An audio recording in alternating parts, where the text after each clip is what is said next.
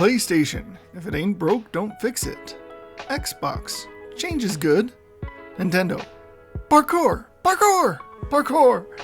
Yeah, the PlayStation controllers have changed almost nothing over the years, and I view them to be kind of the perfect controllers. They're the most comfortable in my eyes.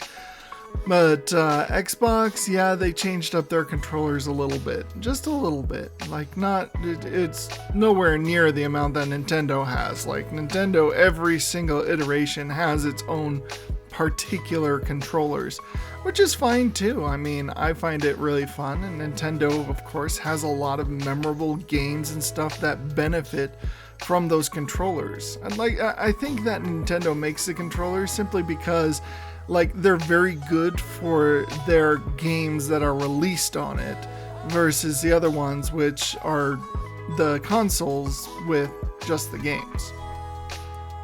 A friend just sent me this 10-year-old prize structure for a StarCraft tournament, and I can't stop laughing. Prizes: first place $500, second place $250, third place $150, fourth place $100, fifth to eighth place 25 Bitcoins. That is unfortunate that those fifth to eighth place players wound up getting so much more than those first place players. So I'm not entirely sure. This says 10 years old, but I don't know exactly how old the meme is. But yeah, the Bitcoins blew up. You know, I had 4 Bitcoins and Mount GOX, and then they just stole everyone's Bitcoins, and there's no way for me to get them back. So I have no idea. I've been looking for ways to get it back, but it's just what it is. Money comes, money goes, and eventually that's all that there is left. So just it's pretty funny that the first place, second place, third place, and fourth place wound up actually being the losers here. Me, playing video games at 3 a.m. The house ghost enjoying my gameplay. Yeah, if that's the case, you should start streaming, you know? If the house ghost enjoys watching you play, then I'm sure that there are a lot of other people that'll watch you play. And if the house ghost enjoys you playing, then I'm guaranteeing that the house ghost isn't going to kill you because they want to see you play some more. And there you go. So not only are you getting donations and you're getting money from your streaming, but you're also surviving the house ghost. And you can't really argue with those results.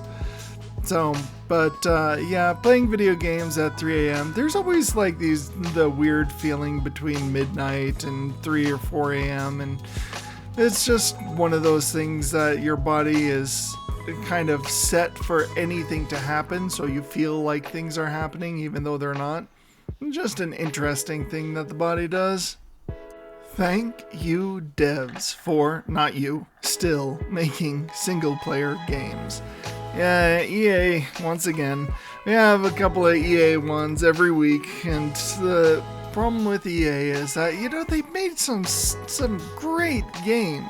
And it used to be that their DLC was so good, and then they just got greedy, and they just wanted all of the money. All of the monies, just as much as they could get from whatever they could get it from. But yeah, there are a lot of really good games here. Mario and Rabbids, that was pretty interesting. I've never played Persona 5, but Horizon Zero Dawn, that's such a fantastic game. I love that game. One of my favorite games on the PS4. And I really like the PS5, but it is kind of more a continuation. And then Cuphead, of course, a classic.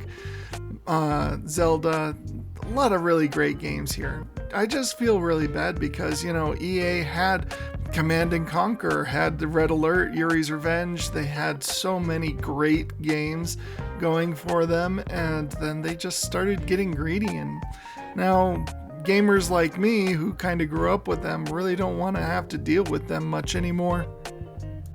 Gamer girl chewing on the cord to an Xbox controller. Everyone repeating, all of you uncouth louts, eat proper. Eat your consoles proper. Yeah, no, that's pretty good. My biggest problem here is just the fact that a lot of gamer girls, like, they sit there and they feel like they have to present themselves as, I don't know, eye candy. And they really don't. A lot of them are really good at games and are interesting to watch and fun to interact with. You don't need to set yourself up as eye candy. Just allow your gameplay to speak for itself. This is something that I was thinking about the other day, is that there are so many women that just set themselves up to be looked at because of a man's natural tendency to want to look at good-looking women and good-looking things. And it's like, you really don't have to do that. You don't have to sit there and sell yourself short and think that that's your whole contribution. Like, you can obviously do better. Like, all you're doing is appealing to kind of the lowest caste of humans that really are just looking for any excuse to satisfy their lusts. And so I wouldn't do that. You accentuate a problem that then you don't want to have to deal with. So, I mean, you do you. If that's really what you want to do, go ahead. But there are always consequences for actions, and setting yourself up as something to be looked at makes it so that a lot of men are only ever going to do that. They're going to view you as something to look at and nothing more. My friend carrying me the game. Me getting carried. Easy. Yeah. Well, I mean, if your friend is carrying you the whole game, it is easy for you, yes. But a lot of times, if your friend has the ability to carry you, like I couldn't carry a tune in a bucket, but I also would not ever be able to carry my friends through a multiplayer match system. And so, yeah, if I was there playing that and my friend carried me, yeah, it would be easy for me. And chances are it was not too bad for him either, because he was probably playing it a lot more than I was. And that's kind of the thing, you know, games are to have fun. And a lot of times if friends are inviting you over, they don't expect you to be great at it. They just want to spend time with you and they want to have fun. That's it, you know? So enjoy getting carried sometimes, and when you have your own games that you're good at, then you carry your friends. It's give and get. If you played these growing up, don't forget to take your couple ibuprofin for your back today. Okay, now I feel attacked, and yes, my back does hurt, but I don't take ibuprofen. Please, ibuprofen is chump medicine. You take stuff like Excedrin 3 times the daily recommended amount, or you take things like, what do they call it? Vicodin, or, you know, just a lot of those other really good medicines, you know, none of those fake, not really working medicines. You know, that's what you do for your back when you get older. And no, it's... I was there kind of during the mid phase of the Super NES, and I was there at the very beginning of the N64. But these game consoles are still epic to this day. Like, there's still great stuff on these consoles. I wish that they would still be making stuff for those consoles, you know? I do like how Nintendo's doing those kind of like... those retro consoles that are just basically like storage, like emulators, and they kind of have a semblance of the old consoles, but you can install people's new mods and stuff like that to them.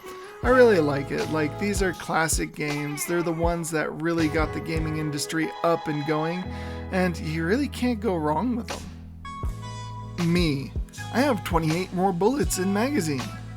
Also me. Reload. Well, I like the little short that I don't know exactly what channel it was that made, where he was like, okay, more pings means more happy chemicals, and more happy chemicals means better play, and then better play means reloading, more ping, da da da da. He went into this whole cycle. Anyway, but yeah, the problem is that you never have enough bullets for what's up and coming. So always reload when you get a chance. All of the multiplayer shooters that I've ever played, you just never have enough bullets. There's never enough to get rid of all of the stuff that's coming in front of you. So you reload when you get a chance. Doesn't matter how many you have. In a lot of games, they will just reload the number of bullets you need. So it's not like wasting a whole magazine. It's just making sure that you're always topped up. PS5 will have 4K graphics. Me using the same TV since 2012. Way to go. Yeah, well, I mean, TVs have kind of grown quite extensively since I was a kid. Like, I remember the old RGB ports where you would sit there and put in the red, white, and yellow pins, and the TV screen was square, and that's why you had the widescreen and full screen adaptations of DVDs, because you had the square TVs that didn't have as much on the sides. Now you have these 4K games and 4K TVs and monitors and stuff like that. And who knows where it's going to end? Eventually we're all going to be living in a simulation and everyone's going to have the best of everything and nobody's going to care. So if we aren't already living in a simulation, it will get there at one point with the way that technology goes. There will be no pirated games after 2 years, says 3DM founder. Everyone laughing. Yeah, the biggest problem here is that there will always be intelligent people who know how to get around your anti-piracy measures. There always will be. You have intelligent people that know how to make them.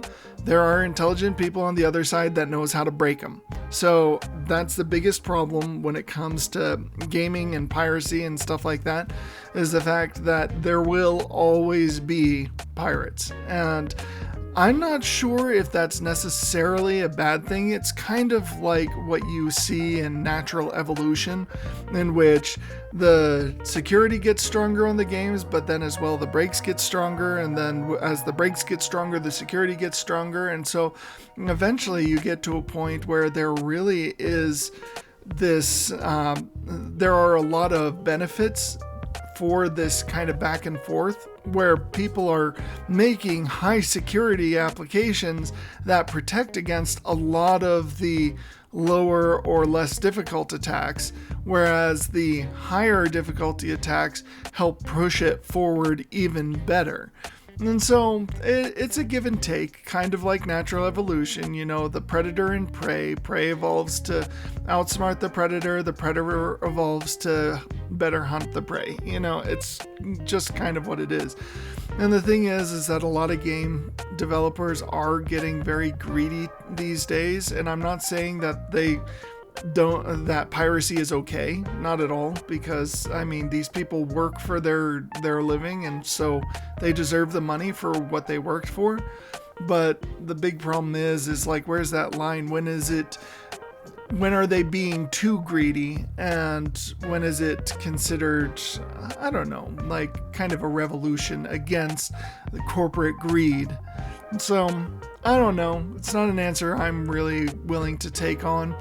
It's for other people to decide what's good for them. I don't engage in piracy, and I don't recommend that anyone does, but I do understand the sentiments behind why people do. Dragon farting out fire on a mountain. Lag.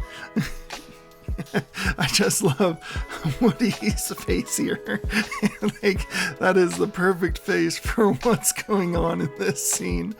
Yeah, lag. Lag is a very interesting explanation for a lot of the weird things that go on in video games.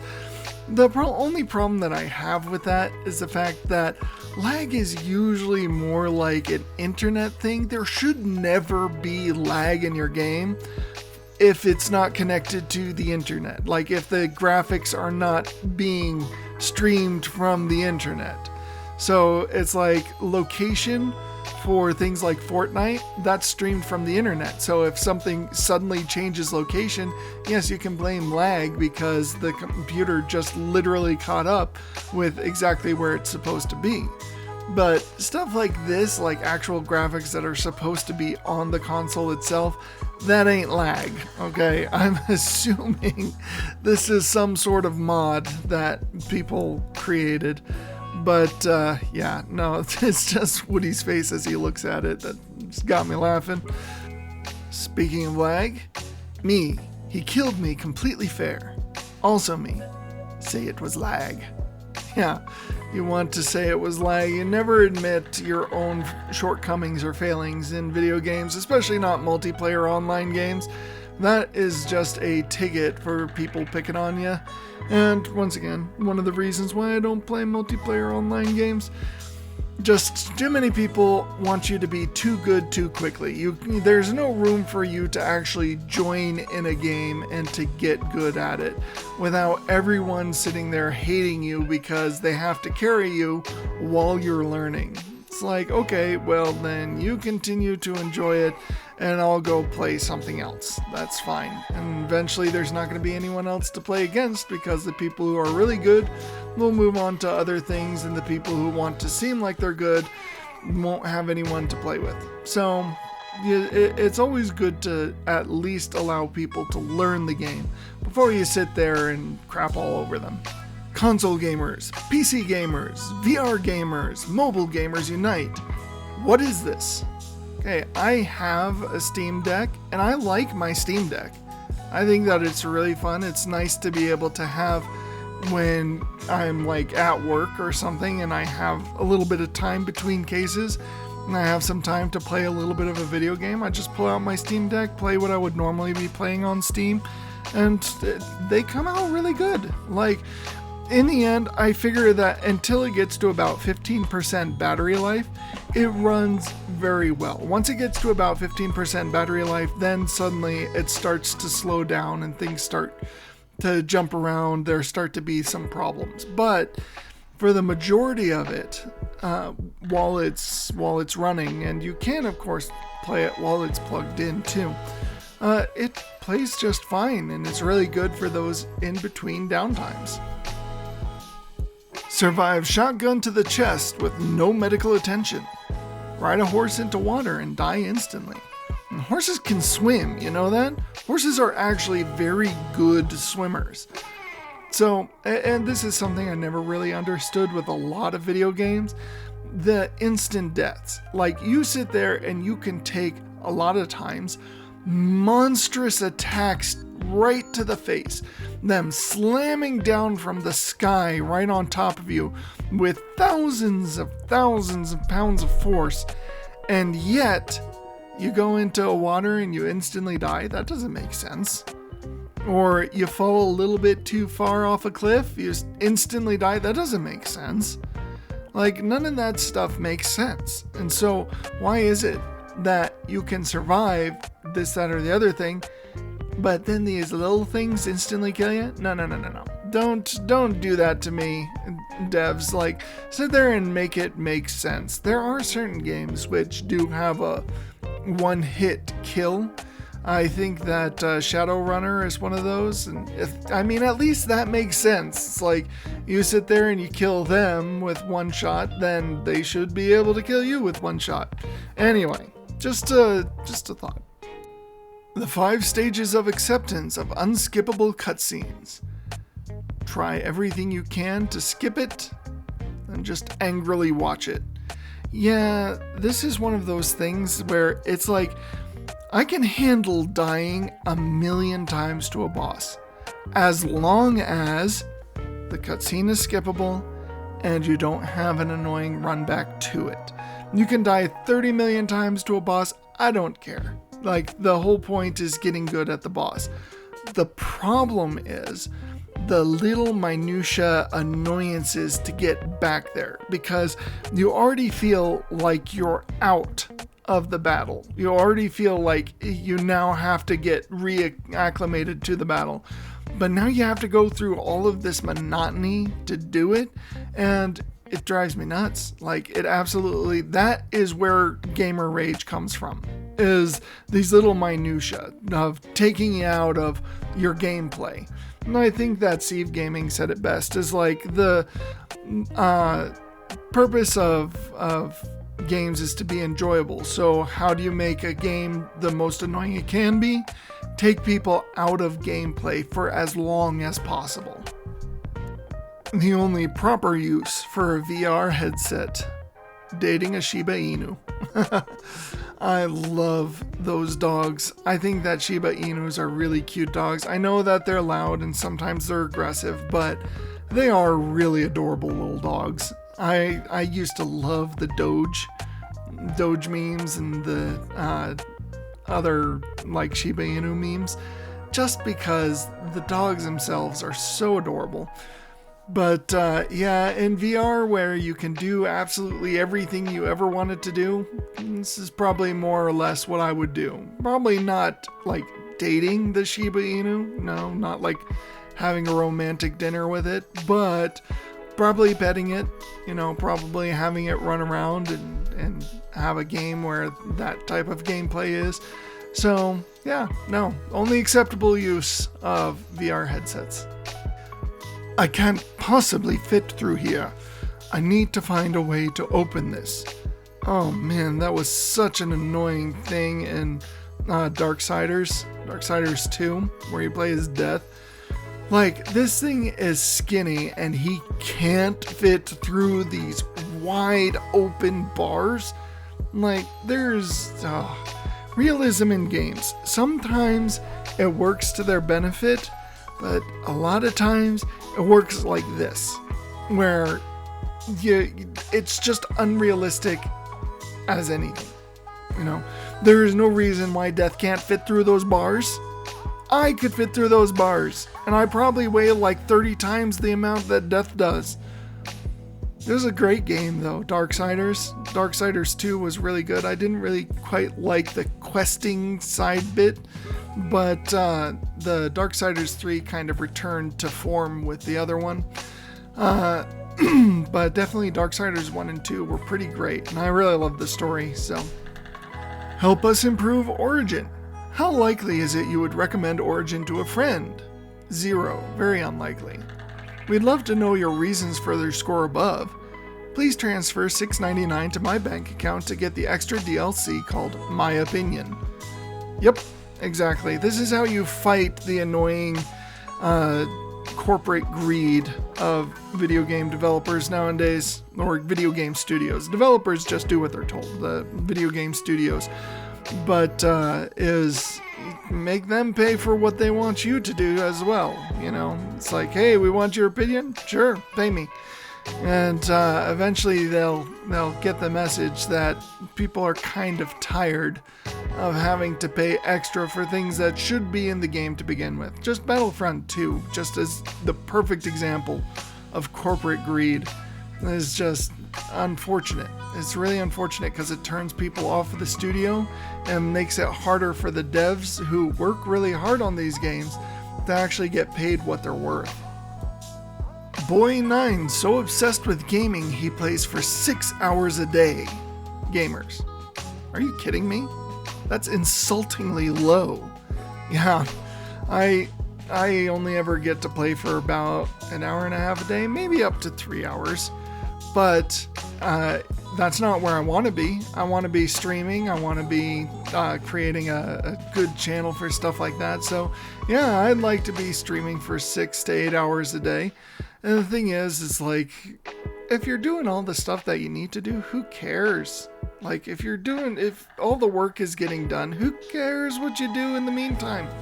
You want to play a video game for 6 hours? Sure. As long as your chores are done, as long as there's nothing left to clean up, then sure, play video games as much as you want.